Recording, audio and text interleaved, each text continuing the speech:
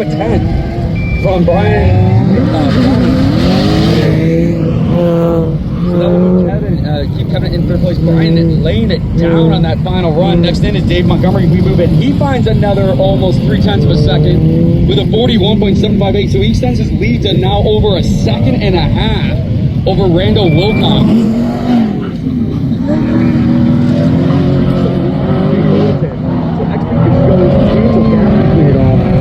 Comes in, he finds over a second with a 43.630. He brought it down, but not enough to overtake Randall Wilcox for that second and final trophy spot.